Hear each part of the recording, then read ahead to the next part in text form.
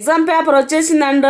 అదే chicken puff recipe video అయితే వచ్చేసింది. ఎగ్జామ్ పేపర్ ఏంది, చికెన్ పఫ్ రెసిపీ ఏందని మీరు అనుకుంటే దీని ముందు వీడియో మీరు చూస్తే మీకు అర్థమవుతుంది. ఎగ్జామ్ పేపర్ లో రాసినవన్నీ చెప్తాను. అదేనండి వీడియోలో నేను చేసినవన్నీ చెప్తాను.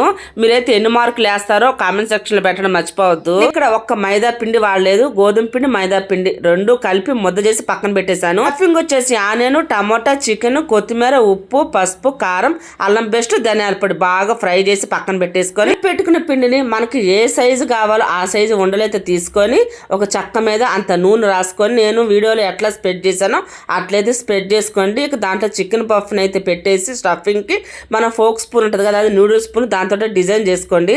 ఇది వచ్చేసి చికెన్ పఫ్ కాలేదు, చికెన్ కజ్జికాయలు అయినాయి అనమాట. ఈ నూనె వచ్చేసి మీరైతే కామెంట్ సెక్షన్లో తిట్టుకోవద్దు. ఈ నూనె వచ్చేసి అంతకుముందు పకోడీలు చేశానండి, అందుకని అట్లా ఉంది. ఎగ్జామ్లో అదేనండి చికెన్ పఫ్ ఎగ్జామ్లో నేను ఫెయిల్ అయ్యా అనుకుంటున్నాను. మీరైతే ఎన్ని మార్కులు వేస్తారు?